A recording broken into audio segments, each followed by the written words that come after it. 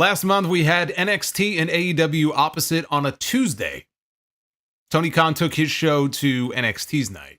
Tonight, the script was flipped. NXT moved to Wednesday night, and we had a head-to-head battle between the two shows. And tonight, we are going to be talking about NXT. Because tonight, NXT was a special show on the road in Philadelphia. They were in the city of brotherly love, and they were at the old ECW arena, now the 2300 arena. I love it when they go on the road for these shows. I love the shows they did last month, and now back at the ECW arena. You know, it's an intimate venue. It's a venue that has a lot of history there. A lot of wrestling fans, obviously, in Philadelphia. It's a wrestling city like New York and Chicago. And that really is what tonight was all about. It was about not only paying homage to ECW, but using the ECW talent to try to get over or try to give rub to the NXT talents. And so if you were watching this show, expecting this to be an ECW tribute show, because there have been a lot of ECW tribute shows over the years, and it seemed like that's what they were going for, right? That was the vibe they were going for. With the show tonight. As ECW tribute shows go, this was very tame. But it was also not really what the show was all about. We got some fun cameos from a lot of old faces in the old ECW, but it wasn't about putting over those stars. It was about using those stars in a productive way to try to, again, elevate the younger NXT talents in some way. And I thought they did a good job with that tonight. We had a 10-woman tag team match. I was very interested in seeing this, because on one side of the ring, we had Cora, Jade, Roxanne, Perez, and Fatal Influence. On the other side, you have this all-star team of women and Kelani Jordynne. But you had Jordynne Grace from TNA back on NXT television. You had Giulia, you had Stephanie Vaquer, and you had Zaria. Someone who has gotten over in a very, very short period of time here in NXT. Really, you could say that about all three of them. Giulia, Stephanie, and Zaria. A couple months ago, if you were just an NXT fan and didn't know much else beyond WWE, you wouldn't know who any of these women were. A lot of people had never seen Zaria before. More people maybe had seen Giulia and Stephanie, even still, probably not too many. But Zaria was sort of this unknown. You know, you kind of heard about her and her, work on the independent scene down in Australia, but she has really, in a very short period of time, turned into someone who I think could be the top woman at some point down the road here in this NXT women's division. And she got the win for her team in the main event tonight. And they set up a couple of different directions there, which we'll get into, because Ava, the general manager, also had a special announcement to make. We'll talk about what that was. But also the other match, the other main event, I guess the co-main event, you would say, of the show tonight, had the NXT champion Trick Williams teaming with Bubba Ray Dudley. Same Bubba Ray, Bully Ray, who we just saw on the Maple Leaf Pro Wrestling show a few weekends ago. Here he was back in the ring in WWE, only this time on NXT for the first time, taking on Ridge Holland and Ethan Page. And for me anyway, a bit of a shock, Ridge Holland upsets the NXT champion. The NXT champion pinned in that match tonight here on this show. It was very obvious watching this entire show. I said before, I was looking forward to the women's match the most. There is a lot of excitement that has been generated by these new additions to the women's division. You could see why, right? They had just an immense array of talent right now in NXT on the women's side. As compared to the men's side, right now, it is night and day, which is not to say that they don't have talent on the men's side in NXT. There's some good wrestlers there, but you don't have the same kind of excitement or you don't have the same kind of group at the top of the division on the men's side right now that you have on the women's side. First of all, there was no Obafemi on the show tonight. Obafemi, when I look at him as sort of the crown jewel on that men's side right now in NXT. He wasn't on the show tonight, but you've got Trick Williams. You've got the North American champion, who is Tony D'Angelo right now. And then you have, someone like a Wes Lee, who obviously is very good. You've got Javon Evans, still very young, but also, good. You can see they have a lot riding on him, given some of the positions they put him in. So you've got them, you got them, and you have a few other names that you see week to week. Good talent, but it just doesn't compare right now to the star power they have at the top of the women's division, and you could just see the rift between the two. So that men's side is going to have to be replenished. But the women's side right now, they got something special, I will say that. Plenty of capable talents, though. Just a different vibe from, one division to the other. But this is your NXT review from the 2300. It is Wednesday. It is November 6th, 2024. I am the Solomonster. Gonna get a little extreme tonight. Not really. There really was nothing extreme about this show. It was extreme in name only, but we'll talk about it. We are celebrating 17 years of the Sound Off here, all through the month of November. So thank you for joining me for that. Like and subscribe. Super chats are open. I am the last. There you go. Shut the fuck up. There you go. Fuck that tree. Sidro is not wasting any time. Sidro says, let's fucking go. Thank you, brother.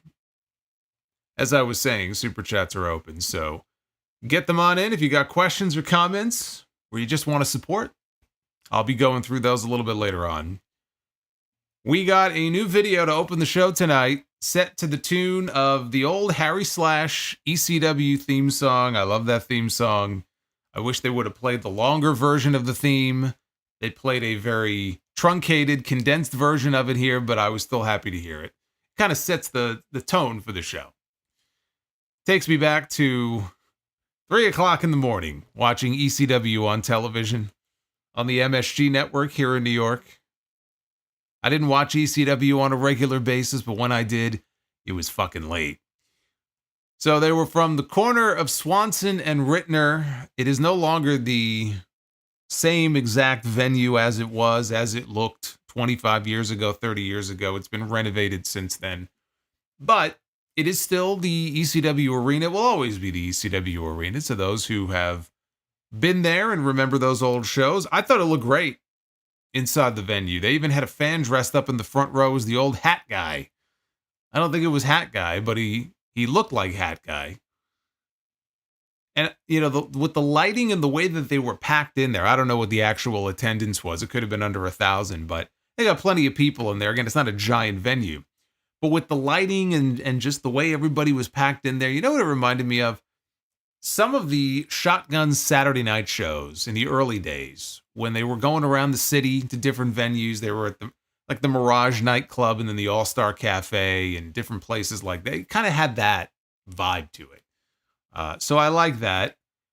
A lot of history in that building, but I got to tell you one thing, though. It does feel wrong when you have an ECW theme show and you're at the ECW arena and people are chanting holy shit, and you have the CW network muting the audio for 5 seconds, 10 seconds at a time. Whenever somebody says holy shit, I know why they do it. It just feels wrong. You know what I mean? From that venue, it just feels wrong. So they open with a hardcore match, of course, between Lola Vice and Jaida Parker, with Dawn Marie as the special guest referee. She does not look all that different than she did the last time she was on WWE television. She still looks great. This was really just a way to get her an appearance on the show, get her a payday. She didn't do anything. She didn't factor into this match at all. She was just there to officiate. This was your typical WWE style, basically Extreme Rules match. You got all the plunder. You got the chairs, and you've got the trash cans and ladders and kendo sticks, or Singapore canes, as it were, since it's ECW. So that's how I knew them back. That my first sighting of a kendo stick was when it was still being referred to as a Singapore cane. It's no longer a Singapore cane. Now it's a kendo stick. But they didn't do anything, for, again, a tribute show to ECW. They didn't do anything extreme here in this match. Vice at one point got placed on a ladder bridge right across the middle rope. And Jaida Parker was standing on another ladder that was kind of in the corner. and just jumped off and with her ass put Lola through the ladder. Okay, there you go. So they took turns hitting each other with kendo sticks. Vice had Parker trapped in a chokehold. And Jaida Parker reached over. And it just so happened that right there on the mat is a brick. I did not see how or it was introduced or who introduced it, but there it was. It looked like a giant sponge. There's a brick laying on the mat. She's able to reach over and grab the brick, and she smashes Lola in the face with the brick. And this was not the finish. She broke a brick across this woman's face. She was able to break the hold with it. And it was not the finish. She covered her for the pin, and Lola kicked out. She kicked out of a brick to the face. I can't get over this. So then Jaida hits the ropes a few times, back and forth, and then she connects on a running hip attack to a seated Lola Vice, and then she finally, at that point, gets the 3 count. I honestly just sat here laughing at the absurdity of it. You do a spot in a match where you have a brick, okay? Now, it would still be ridiculous, but it would be one thing if you hit somebody in the face with a brick to create some separation, right? Both women are down. The match is going to go on for another 2, 3, 4, 5 minutes, right? All right, fine, whatever. Still ridiculous, but whatever. But she hits her in the face with a brick, covers her, she kicks out, and then she beats her with a running hip attack 10 seconds later. That's enough to get the win. That's what just made me laugh. I just shook my head and I just laughed. It would be the equivalent of hitting somebody in the back of the head with a sledgehammer. And you go to pin them and they kick out. And then you just beat them with a clothesline. Right? You'd be wondering, like, why would you do that? That's the most ridiculous fucking thing I've ever seen. But it was fun. It was fun for what it was. They took some loud shots with the garbage can lids and the kendo sticks. Crowd reacted big to it. So I thought this was a fine way to open the show. You know, it's hard to gauge them talent-wise. Like, if you're not familiar with these two, right?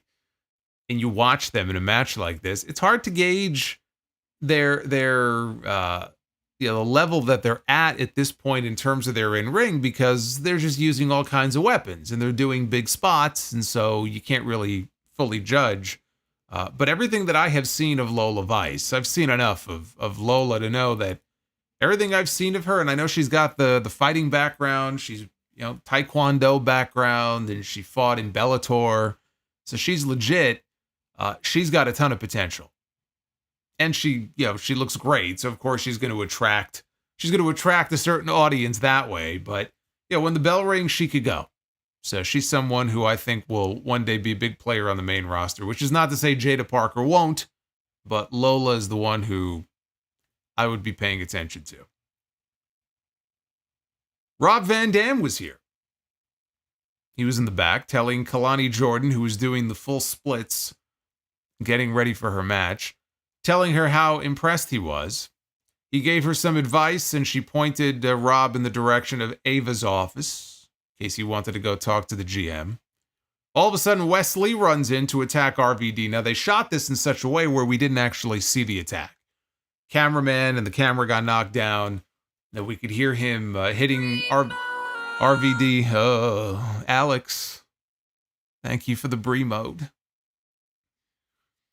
You could hear Wes hitting RVD with chair shots, but we couldn't actually see it. Then the cameraman got up, and all we saw was Rob laying on the ground. Meanwhile, we go to another video. Earlier in the day, they were out on the streets of Philly somewhere. Tony D'Angelo, the North American champion, is with his family. And he comes upon Sean Spears. He didn't say much before Nunzio and Tony Mamaluke showed up. Here's another ECW throwback to the FBI days. Tony says, he was very upset, Nunzio was, that Tony never called him back. And Tony said, look, no disrespect. I meant to call you back. Nunzio says, well, I was disrespected. So what I got out of this is, evidently Nunzio has been holding down the fort, in Philly for all these years. He's a gangster. He's been collecting that protection money. He's been hanging out on the streets of Philly all this time. So he said Ava got called. Adriana Rizzo has to wrestle because she's part of the family. Adriana Rizzo has to wrestle Nikita Lyons next week. As far as tonight goes, he says Tony is going to be defending his North American Championship. And the person that he is going to be defending his North American Championship against is Nunzio. And that set up the match for later in the show. Not as fun as the FBI act used to be, but it was neat to see Guido again. One of the greatest spears Bill Goldberg ever delivered came the Royal Rumble in 2004. You want to see somebody get absolutely wrecked. You want to see them get their shit wrecked. You go watch that spot. I'll never forget it. Never forget. I think Nunzio was on his back. And Goldberg flung him off. And when he got up, my God, did Goldberg run this man down? He broke this man in half. One of the all-time great Rumble spots. We had Javon Evans one-on-one against Wes Lee. Lee dropped Evans on top of the ring steps with a brainbuster, which took us into a commercial break. A little later on, Evans hit his double springboard into a cutter. Lee, though, rolled out of the ring before Evans could make a cover. Javon then sailed through the ropes for a suicide dive, and I think what happened is Lee caught him as he was flying out, and the momentum, he sent him hurtling over the announce desk hard and into the announcer chairs. So he took a big bump there. Lee then grabbed the chair, and he went to go hit Evans with it, and the referee grabbed the chair away from him. Moments later, Lee got a hold of the chair again, which brought out Rob Van Dam to his WWE music. And evidently, he was doing just fine. It was a great recovery that he made because he walked out. He was not selling the effects of the attack from earlier at all. He just made his way down to the ring, and Lee confronted him. RVD ducked a chair shot. Evans dove out over the ropes onto Wes. Rolled him back into the ring, and Lee ate a great springboard cutter from Javon. So RVD is cheering Evans on. He's rooting for him to go up top. He's going to go for, I guess he's going to go for the 5-star frog splash. But as he scales the ropes, Wes Lee, with presence of mind, he rolls slowly away from him. He rolls towards the opposite corner, but this does not deter Javon Evans. Maybe it should have. Because Javon Evans went for the 5-star frog splash. And unfortunately for him, Wes Lee was so far away. And Evans, I guess, figured that he would be able to clear what had to be fucking 85% of the ring here, that he landed on his knees first. So he did land the splash, but he landed on his knees first. So it looked terrible. This was more like a 2 3/4 star splash. This was not a 5-star. So I've seen 5-star frog splashes. This was not a 5-star frog splash. So anyway, that did not look good, but he got the win with it. And so Javon Evans gets his hand raised. They had a good match, but I was surprised. Nothing physical from RVD. He gets taken out in the back, comes down to the ring. He ducked the chair shot. That's about as physical as he got. So I don't know if he was hurt, and couldn't do much more than that. The idea was not to get over the ECW guys. I was just surprised as someone who got taken out earlier that he wouldn't be able to come out and get his revenge as far as putting his hands on somebody. But that was it as far as RVD goes. The match itself I thought was good. After a commercial break, we had the NXT general manager, Ava.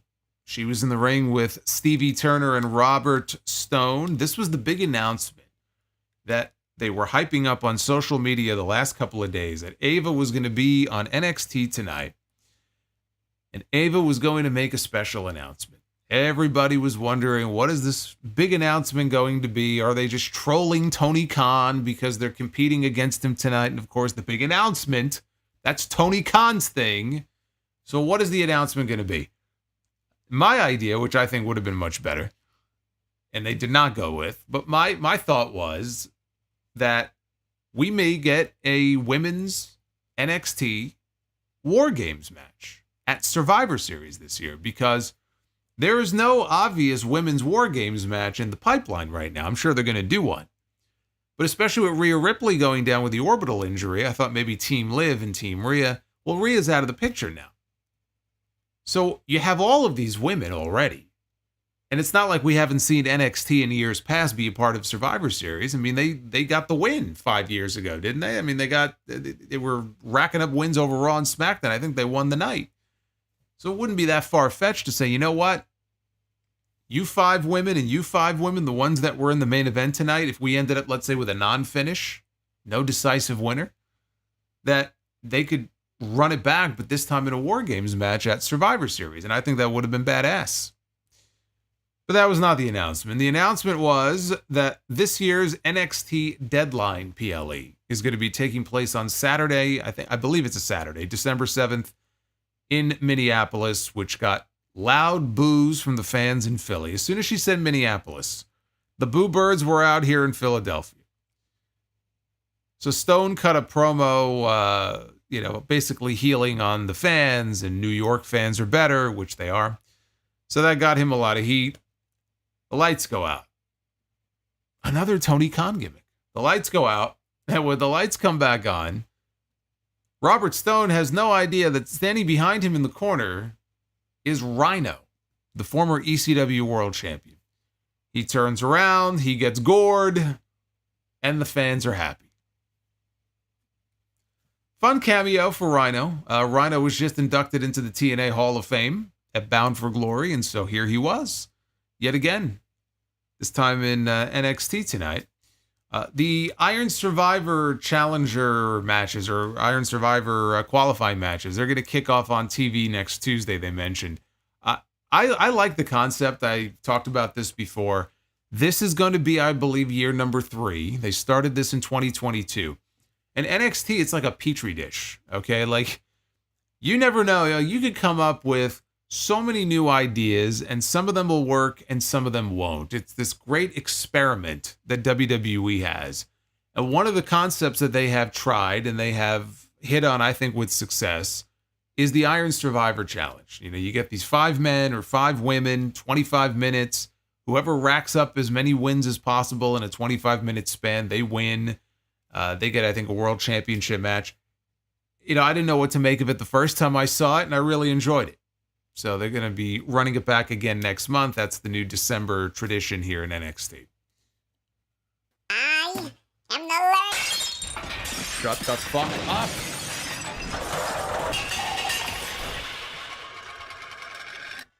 Fuck that tree. Hey, Jeremy, thank you. Big G in the chat. That was my other idea. When I pitched it on Twitter the other day, I said, look, you have Ava come out and make the announcement, but instead of her saying the 2 words, she brings out William Regal, who we saw on the show tonight. Regal is back in NXT.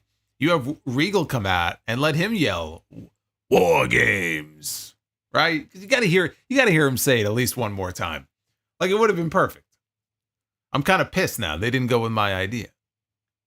It's a missed opportunity. We had Ethan Page and Ridge Holland against the NXT champion Trick Williams, and Bubba Ray Dudley, yes, Bully the Clown, was on the show tonight, and of course he got a great reaction because this was his home for so many years.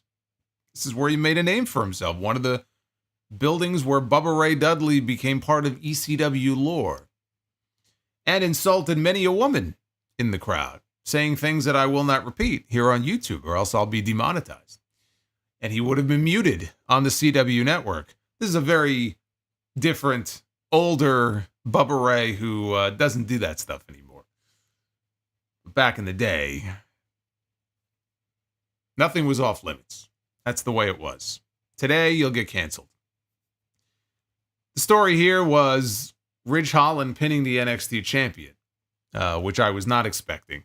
The babyfaces had control ahead of the commercial break. After that, though, Bubba got crotched on the ring post, and the heels got heat on him for a while. Bubba did his best John Cena impression. At one point, he was loudly calling spots.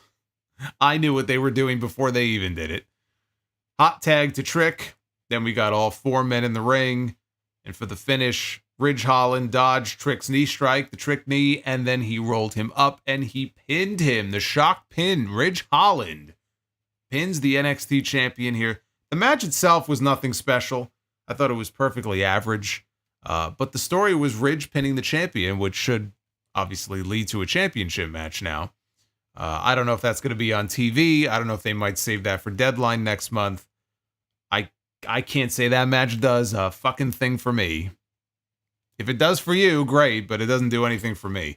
After the match was over, Ethan jumps Trick, and Holland joins in. Bubba makes the save, and Bubba and Trick, they do the old wazza. They do the old spot, and also, the whole get the table spot. Trick goes outside. He's going to retrieve a table from underneath the ring. But there's a problem. He looks under the ring, and he's acting like there's no table. Which is hilarious, because I could have sworn that during the opening match between Lola and Jaida, they had tables underneath that ring. But apparently Trick could not find them. So they were wondering what to do next when all of a sudden the Dudleys theme hits. And out comes Devon Dudley. And Devon Dudley has got a table with him. So he carries the table down to the ring. And they end up putting Ethan Page through the table. And then Devon presented Trick with his own pair of Dudley glasses, which he put on. They all posed. So that was a cool moment for Trick. And again, so far you could tell at this point in the show, we weren't done yet, but at this point in the show, the goal wasn't so much, hey, this is an ECW tribute show. It was to some degree, but it was more, okay, how can we take some old faces from ECW that will pop the crowd, that people will recognize, will give them a feel-good moment, but will utilize them in a way that helps elevate our talent? There's been so many ECW tribute shows over the years. I mean, these guys don't need the rub. The fuck is Little Guido doing these days, right? He's not doing anything. The hell does he need the rub for? RVD and Bubba Ray. But if you can use them in such a way where they're basically endorsing your babyface, your babyface champion, putting them over in some way, doing a fun spot with them that gets the crowd into it. That was how Shawn Michaels chose to utilize these guys on the show. It's the way I would have utilized them. So anybody expecting more than that, I don't know why you would have been, because that's not really what the show was about. But I thought it was smart. Very simple. Nothing, no great shakes or anything like that. But, what they did was simple. It was smart. And I think it was the right way to use these guys. We got a segment in the back. Okay, so let's talk about this. Now, I try to keep up with NXT. I don't always catch the show every single week. And when I do, there are certain backstage segments and stories that I'm not interested in. And I'll just fast forward through. So I will openly admit this is one of those stories. I don't know what they were referring to that happened previously, but I will tell you what happened here in this segment. It was in the back, Ashanti the Adonis, who used to be on the main roster, and now he's been back for a while in NXT. He's looking at girls on his phone. And behind him, they have another wrestler, Dion Lennox. And he's watching as he's doing this, right? Riveting stuff. In walks Carmen Petrovic, one of the many, many, many women of NXT, and one of the many blondes of NXT. She walks up and she wants to know from Ashanti, what happened 2 weeks ago? I thought to myself, yeah, I would like to know too. Because I genuinely have no fucking idea. So please tell me what happened 2 weeks ago. So Ashanti says, oh, so you are interested. So my assumption from this is that he is trying to get in her pants. That's what I'm assuming here. He says that it was his girl, but and Carmen says that he and his girl need to stay out of her business. So maybe he doesn't want to get inside her pants. Maybe I have this all wrong. But he totally does. I mean, come on. She's hot as hell. I mean, who wouldn't want to? Come on. So Ashanti says, this kind of energy, this is not what I'm here for. But he wishes her a happy belated birthday. Your birthday was last week, right? Happy belated birthday. And he walks off, and Carmen is surprised that Ashanti knew that it was her birthday. Okay, so she wants to get in his pants then, right? Is that what I'm getting out of this here? The reason I say this is because I'm still scarred from the early days of 2.0 when they blew this brand up and it became the horniest show on all of television. Like every segment, every backstage segment, they were trying to attract a younger audience so badly. I swear to you, it was the horniest show on all of TV. Maybe they've calmed things down a little bit. Maybe this is going to turn into a very classy love story between these two. But I think they want to get inside each other's pants. And I think when they eventually do, Dion he'll be watching. He doesn't want to get involved. He just likes to watch. That's where I think this is. We had Tony D'Angelo against Little Guido for the NXT North American Championship. God bless Guido. He looked like he's been on a hunger strike. I swear. I mean, not that Guido was ever really big and muscular, but my God, he's all skin and bones. He's all skin and bones, this guy. So he got to do a few quick spots. He was like this. Get that man a calzone. Pronto. He got to do a few quick spots, including the old Sicilian slice off the ropes. I used to enjoy myself a good Sicilian slice. I haven't had a Sicilian slice in about 14 years, but it didn't work out too well for him. He only got an ear fall out of it. Tony Mamaluke was out there. He signaled to hand Nunzio the Nux while Luca Crucifino handed Tony a crowbar. Nunzio ended up with the crowbar, but then he gave it to the referee when the referee caught him red-handed with it. Tony, though, picks up Nunzio for a spine buster, but not before Nunzio does the sign of the cross. And then Tony follows through on the spine buster, and he pins him to retain the North American Championship. I laughed. The look on his face as he did the sign of the cross, and then, he tapped him on the back so he knew, and then he gave him the spine buster. They kept it short. I say short, like 2 minutes short, which it did not need to go longer than that, so it was the perfect length. After the match was over, Nunzio and Tony, they shook hands, and all the respective family members, Luca is out there, Tony Mamaluke is out there. Everybody's shaking hands, everybody's doing the kid, mwah, mwah, on this cheek and that cheek, like they do it every Sunday, the Italians, this is what they do. My friend is Italian, he hates it when I try to do the impression, but I love it. I wish I could be an honorary Italian. Go over to their house every Sunday. Man, the big feast they have. I mean, I'm sure 80% of the shit they have there I can't have. It's all cheese. But, man, they have these big feasts. They got pasta and they got this. And, oh, my God. They eat like kings. I envy the Italians. Never had that. I never had that big family Sunday dinner. So I'm sure these guys are all going to go out and they're going to have a blast. So the families are united now. There you go. We had footage from a backstage segment from last week where Lexis King apologized to William Regal for not using Regal's brass knucks. And Regal said that he has proven that he is not his father's son. And he's proud of him. Because you see, Lexis King has been trying to carve his own path. He wants to be his own man. He doesn't want to be his father's son. So he ended up with William Regal in his corner for a couple weeks or whatever it was.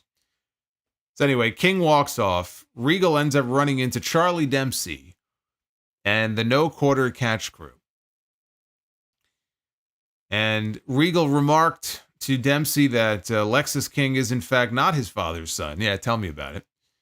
Regal asked Dempsey if he is his father's son.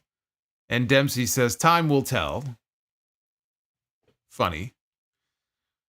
Regal says it's not just Charlie's group, it's all of theirs. So you have Miles Bourne is there, and you got Tavion Heights, all of them. It's their group. It's not just Charlie's group. And he says Tavion and Miles should try going after the NXT tag team titles. Regal walks off, and then, is it Ren Sinclair? Is that her name? Ren Sinclair, she says, she remarked how father-like Regal is. You don't say. Hey, this was the reason that Regal wanted to leave AEW. He told Tony Khan he wanted to go back to WWE and work with his son. And so here he is now. He's on TV. He's working with his son. See, he didn't lie. They showed ECW legend, the final one of the night, Francine, in the crowd waving to all the fans. I mean this sincerely, she might look better now than she did 25 years ago. She looked great. She's like aging in reverse. So she was the last of the ECW alumni that we had on the show tonight. But that led into our main event, which was the 10-woman tag. We had the TNA Knockout, former Knockouts champion, Jordynne Grace, Stephanie Vaquer, Giulia, Zaria, and Kelani Jordynne taking on the NXT Women's Champion, Roxanne Perez, Cora Jade, and Fatal Influence, made up of the NXT North American Women's Champion, Fallon Henley, JC Jane, and Jasmine Nix. All 10 women, they face off in a standoff to kick things off here, and that quickly turned into a slugfest. Kelani hit a moonsault to the floor onto all the heels ahead of the commercial break, basically landed on her feet and then rolled through. So the Charlotte Flair. And everybody fell down anyway.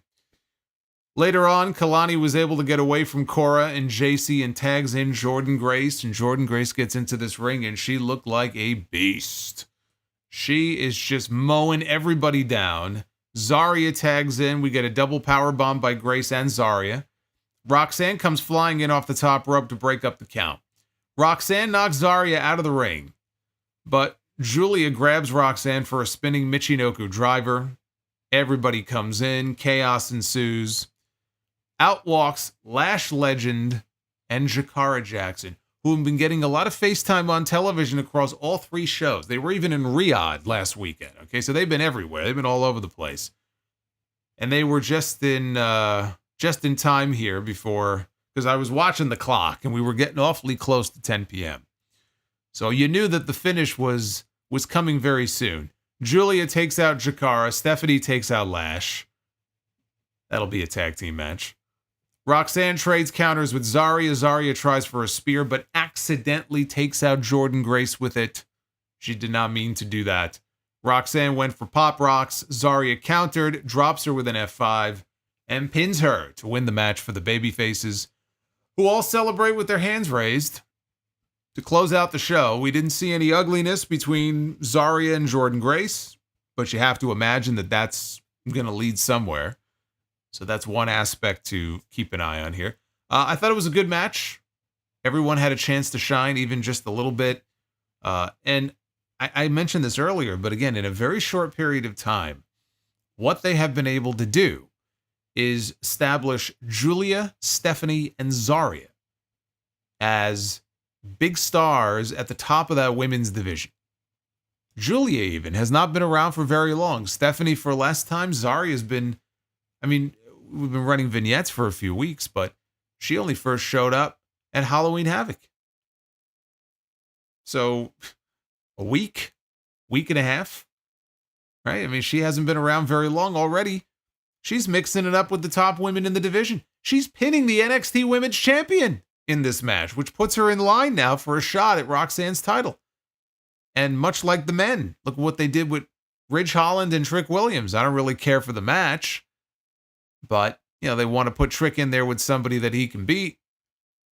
I have no issue with them doing that. It's just not a match that excites me. But also in that match, right, they had the champion get pinned. Both champions, champs or chumps on this night. But you would imagine it's going to lead, if not on TV, maybe at Deadline. Those are your title matches coming up next month. I'll tell you one thing, though, about Jordynne Grace. This woman is going to be on the WWE roster very early in 2025. Fully expect to see her again in the Women's Royal Rumble. I would not be surprised if she ends up with a WrestleMania match next year. So I would just be nothing short of shocked if they don't sign her up and make her full-time, whether it's NXT, Raw, SmackDown. They could definitely use her on the main roster right now. I I think they have enough talent in NXT. She does not need to go to NXT if and when they sign her to a full-time deal. She needs to be rocketed directly to the main roster. Especially, Rhea Ripley is out. We don't know for how long. I would imagine by the time that, Grace signs with the company, if she does, Rhea should be back by then. But, even if Rhea comes back, they can use more depth. Raw or SmackDown. Take your pick. Pick your poison. Put her on Raw.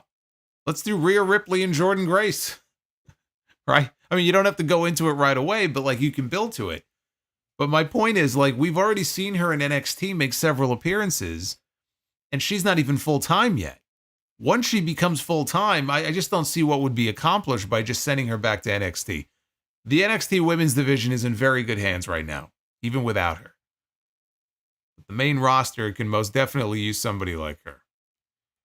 So we got those Iron Survivor qualifying matches. They kick off on TV next Tuesday. I would expect most of these women, if not all of these women on the babyface side, to be a part of that. And as far as the show overall, I had fun with it. I thought it was an easy watch for 2 hours. And the one thing I really would like to see them do, I want to see them continue to take the show out on the road. And there's no reason, because look, last month we had Chicago, we had St. Louis. And St. Louis, even more than Chicago. Chicago was in a regular size venue, and they had 5,000 people. And that's great and all, but there is something to be said, I think, for those smaller, intimate venues that are a little unusual for a wrestling show. That's what Factory was in St. Louis. ECW Arena, call it whatever name you want to call it by, not unusual. There's a lot of wrestling that's taken place, independent wrestling in that venue. Yeah, obviously old school ECW. But it just makes for a great atmosphere. And it gets you out of the PC and away from those same 200 or 300 people that they're in front of every single week. There's no reason they can't do this once a month, right? We had 2 in October, but that was for the launch of the CW. There's no reason they can't do this, once a month. Take the show on the road. It does not have to be a larger venue. Obviously, if you're going to be in a market where you think you can sell 5,000 tickets, you're going to sell 5,000 tickets. But I want to see them in venues like this. That's what I would like to see them do. And to do that, I think once a month is more than doable. What did you think of the ECW Arena episode of NXT? Currently 81.3% thumbs up for this show tonight. 18.7% thumbs down. Joe Hendry loves it. Hey, Joel Marcano, thank you for the sub. Say his name and he appears. There he is. Good old Joe Hendry. Eli, thank you for the sub. Thank you, Eli. Eli the Great. Yeah, once a month, right? Once a month is fine. It doesn't have to be more than that. You don't have to be on the road every other week. I think once a month is very doable.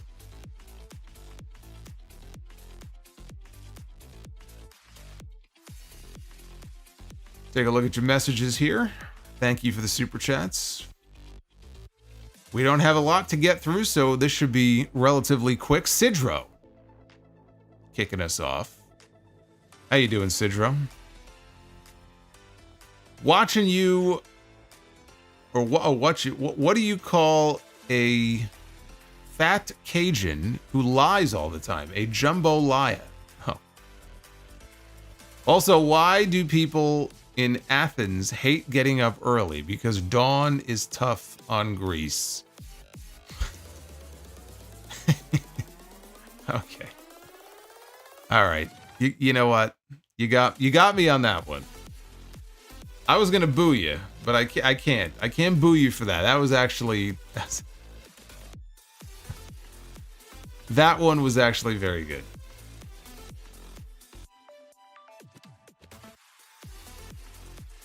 Dawn is tough on Greece. Where do you come up with these? Retro KOH. Why should you never hire bullets? Because they only do their job after they get fired. That is true. It's a very good observation. Hey, Retro, thank you. Hey, Nick. He says, random question. I'm moving to the U.S. next year on January 2nd with my partner because she is American. Is there anything you would recommend doing in New Jersey because you don't hear a lot about it? Yeah, there's a reason for that. Go to New York. If you're going to be in New Jersey, look, I'm not as familiar with things to do in New Jersey, but I will tell you, if you want to go to a theme park, they've got Six Flags. I haven't been there in years. I don't know how it is now. But you've got Six Flags Great Adventure. You've got Liberty Science Center, which I've been to. I think that's something that you might enjoy. And of course, you could always hit up MetLife Stadium. You want to check out a Giants or a Jets game. I don't know why you'd want to watch the fucking Jets, or the Giants. But you've got MetLife Stadium. Beyond that, maybe more people can offer recommendations in the chat, because I'm not the biggest Jersey guy. But those are a few things that you can do.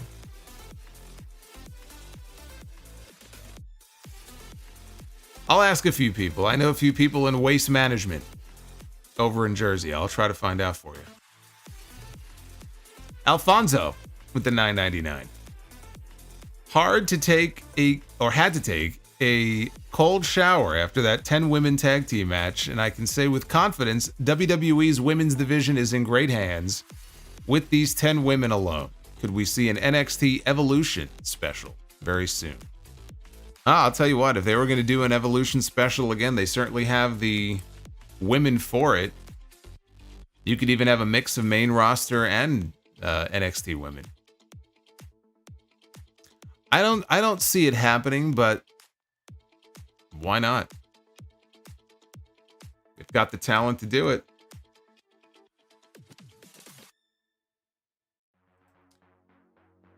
Sidro, why do cemeteries have fences around them? Says because everyone's dying to get in.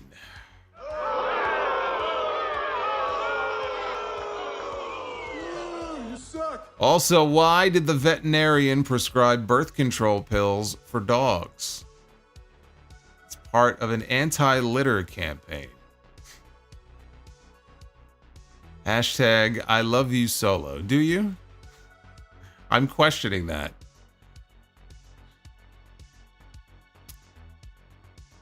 And Sidro says, where do penguins go to vote? The North Pole.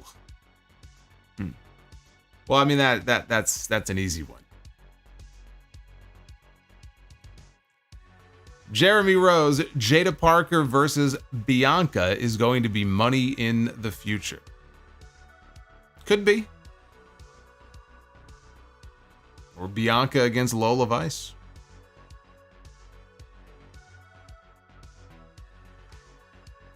We got honey deep fried chicken with flavor. Happy 17th year solo. NXT under Shawn Michaels keeps bringing in the fun energy to the show. Well, they're trying some different things because they're still fresh into their CW run. So they're trying out stuff, these shows on the road. This time it was ECW Nostalgia. They may come up with another concept next month. It's smart. You want to try to get as many eyeballs as possible in the early going on that television show. Now, they were on an off night tonight. Tuesday's their usual night. Tonight's Wednesday. And there was competition with AEW. Look, I think it's possible NXT could win the night, which would be very embarrassing for AEW if that happens. But the audience, I would expect, is going to be down. You know, again, it's not their usual time slot. Alex with the 25. Brother Solo, let the activation commence. Yes, Bree mode activated. Would ECW returning in today's era as WWE's fourth brand work? Oh, Alex. Alex. He says, can you imagine Heyman taking control over it if it hypothetically made a comeback? Been there, done that. The answer is no. They tried that once before. They even tried giving Heyman control of the brand, and it didn't work. Now, I know Vince is gone, and maybe things would be different this time. They don't need a fourth brand. They do not need a fourth brand. We do not need to once again revive the dead carcass of ECW. Let it be. It's like WCW, right? There are still some people who would love to see WCW get revived.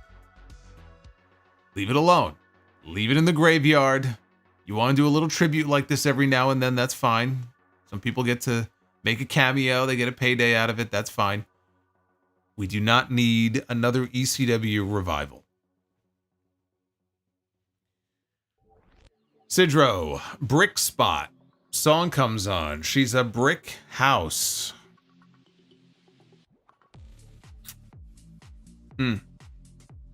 Retro KOH, Lola Vice is a poison type. The brick break was not very effective. No, yeah, they've done cinder block spots also, like even on the main roster like that. And sometimes it looks okay, and other times it just looks so fucking fake. I remember one time, it was probably heading into WrestleMania 18, and they had, the NWO had Austin's leg wrapped around the post, and Scott Hall took a cinder block, and he broke it over Austin's knee. I could be wrong, it's been a while since I've seen it. I'm almost positive that that cinder block exploded before it even hit Austin in the knee. Sometimes it doesn't work, and it's like, ah. Or like, there were times in WCW where, like with Sting, he'd have a baseball bat. Sometimes it would be a real bat, but then there were times where you could tell it was like a rubber bat, and just the way it would bend. And it's like, ah, come on. You're killing the business. Solo doesn't play Pokemon? Clearly not. If it's Pokemon or Yu-Gi-Oh, not gonna work on me. Sidro, I know the song. I mean, did you ever see the movie House Guest? It's in the movie House Guest. Phil Hartman, he always makes me laugh. He's like singing the song in the movie with Sinbad. But I think he's in the office the next day, and Sinbad comes in and he's still singing the song. He's just sitting there looking at Phil Hartman. Phil Hartman's like, she's a brick house. Just sounds so white. Sitting like me, sitting there saying it. Of course, I know what the song is. I know what the song is. Jeremy Rose. How long until Tony books the Bobby Lashley angle that he wanted to do with Gunther? Possibly with Ospreay. Also, future Jericho-Lashley feud will feed families. Yeah, it'll feed families mad cow disease, and they'll all fucking drop dead.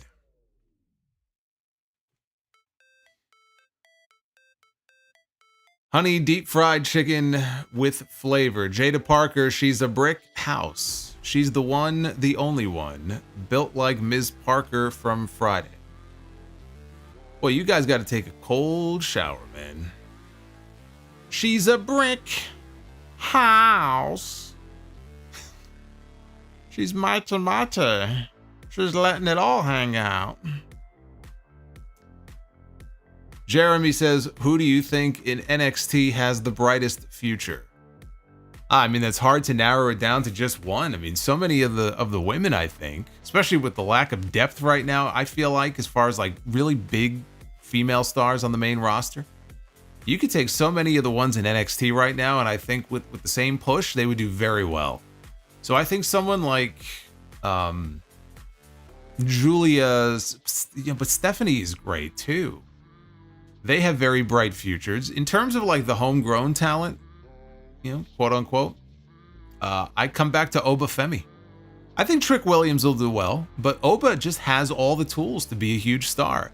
And he's got something that, even Trick's not a small man, but Oba just has that size. And even though this is not the 1980s anymore, and it's not the land of the giants like it used to be under Vince McMahon, when you have all the tools and you have size to go with it, I just feel like you're going to get more opportunities than the average person would. And he just looks the part. But he can work, he can talk. I've been very impressed, and he is really their first big success story out of that NIL program, because he was part of the very first next in line class after they implemented that system in 2021. Gable Steveson was their first NIL signing. Okay, he crashed and burned. But as far as like the classes, Oba was part of that first class. He didn't have any wrestling experience. He didn't work indies. I think he did shot put in college. And in a very short amount of time, he's really advanced quite a bit. So I guess that's a long way of saying I would go with Obafemi, but I can't really just narrow it down to one person. They have a lot of diamonds in the rough.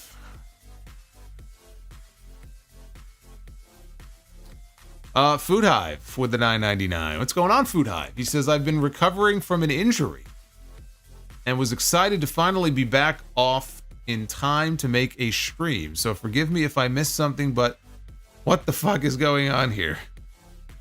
I guess I'll see you next week. You talking about the NXT, the rare NXT stream here? Now, Food Hive, you'll enjoy the NXT stream. I don't know what the injury is. Hopefully it's nothing too serious.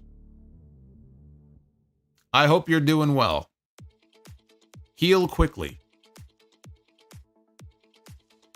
Alex says, seeing World Wildlife Fund commercials on WWE TV. I think there were 2 of them. They had 2 panda commercials tonight. Honey Deep Fried Chicken says, tonight we're going to order Nunzio some burgers, Philly cheesesteak, pasta, wings, and chocolate laxatives. That's a fun night right there. Just make sure you're home. Don't leave the house. It's the same thing they tell you when you are doing the prep for a colonoscopy. Don't leave the house. Trust me.